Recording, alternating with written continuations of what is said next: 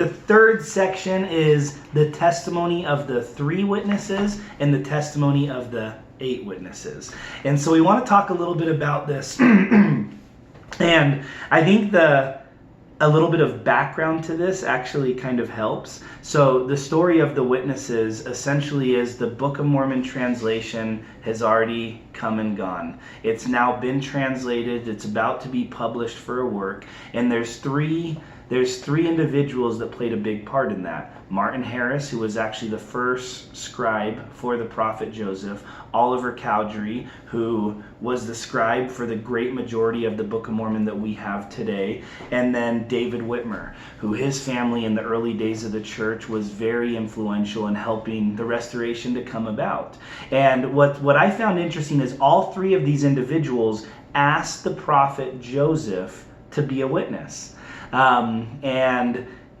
Joseph went to the Lord and he asked if they should, and he was given permission that all 3 of these individuals should be a witness. So they went out one day to have this witness experience. I don't know if they fully knew what was going to happen, but they went out into the woods, someplace secluded away from the world, and there they stood, Joseph, Oliver, Martin, and David. And they all went out into the woods and they prayed for this witness. And it didn't come. And it didn't come. And then Martin Harris said, I fear that my presence here is causing this witness not to come. And so Martin actually humbled himself and he left the group. And he went and then he started praying and asking forgiveness alone by himself. And then the angel came and the witness came. And so this amazing experience, this amazing spiritual witness, the voice of the Lord is heard. The angel Moroni appears to them and they have this wonderful experience that is written today in the Book of Mormon, the testimony of the 3 witnesses. And then we're like, well, what happened to Martin? Joseph actually retired from that group. He found Martin, and then exactly what happened with David and Oliver and Joseph happened with Martin and Joseph together. So each of these 3 witnesses, which have signed their testimony to this book, had this profound spiritual experience, this spiritual witness to the validity of the Book of Mormon. Yes. And what I love with the 3 and the 8 witnesses didn't have the angel experience, but they were able to see the plates and everything. But some of these witnesses did not stay true to the church. Some did and some didn't. But even the ones that, for example, David Whitmer, he left the church and he never came back. And there's some other of the 8 witnesses. But every single one that left never once denied their testimony of the Book of Mormon. No, even though they didn't agree with what happened with the church or with Joseph Smith, whatever their issue was, they never denied the truthfulness of what they saw with the golden plates and the Book of Mormon. And I think that is huge, because we ask, as we're teaching about the gospel, we ask people to pray about to know if the Book of Mormon is true. And that testimony can touch hearts so much quicker than I think many other testimonies can. Yeah. And that's one that you can't deny once you have that testimony.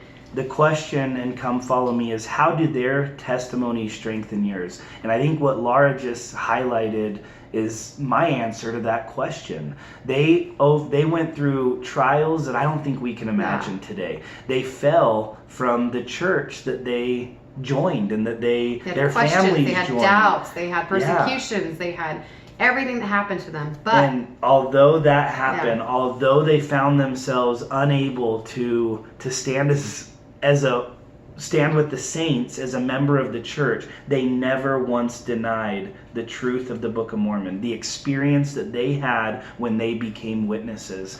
And the most is written on the 3 witnesses. If you go in, actually, this is more for your personal study. Nephi Anderson, who is a member of the Quorum of the 12, wrote a lot about the 3 witnesses. But the interesting thing is they stayed true to their deathbed. On David Whitmer's deathbed, he says, I want everyone to know. And David never came back to the church. Oliver and Martin did. But David, on his deathbed, with posterity surrounded with him, he had a person in the room to make sure he was cognitive and made sure he had the right mindset. And then he testified one last time to each of his family members. The Book of Mormon is true. It was translated by the power of God. I saw the plates, I handled the plates, and just how strengthening that is for our testimonies. And I love that in our lives we can use the same thing when we do have doubts or questions about other areas in the gospel. I mean, we're not going to always understand everything, but if we can bring it back and doubt our doubts, right, before we doubt our faith, bring it back and come back and say, well, okay, let's figure out, is the Book of Mormon true? You get your testimony of the Book of Mormon and go back to that testimony. You have a basis to start off with in learning and understanding things we might not understand yet. So you always have that anchor, that focal point in your lives that we can use, as he did, yeah. David Whitmer did. He had other doubts and everything, but he came back to that Book of Mormon testimony. And I think having that anchor is very influential and important for us. The Book of Mormon is a book with a promise. And so it is our opportunity. If you sit here today and you can't sign your name as a witness of the truth of the Book of Mormon, the Book of Mormon has a promise for each and every one of us, Jew and Gentile, every person that has ever lived, that you can receive a witness of the truth of the Book of Mormon. Is this book true? The answer is for you to go get. I promise you, why? Because it's a promise of the Book of Mormon, so I can make that bold promise that if you will read this book with the intent of wanting a witness of it being true or false, it will come to you, and you will be able to sign next to Oliver, next to Martin, next to Samuel Smith, Joseph Smith Sr., sign your name that you know that this book is true. And as we end this video, I want to end it with the question that is in Come Follow Me. Along with that, once you do have that testimony, it says, how can you give your name unto the world to witness unto the world what you know about the Book of Mormon? So think about that. I'm not going to answer the question because it's for you.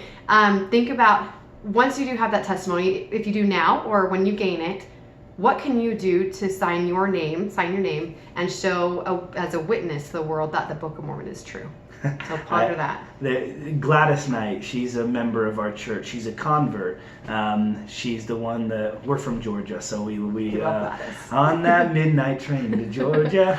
And Gladys Knight, her husband would she was the front and center of the show, but her husband would come and give his witness because he joined the church as well. And he would give his witness after all the music that was sung, the testimonies that were born, and he would look at the congregation that was there gathered together for this fireside, and he would say, you all have a choice today.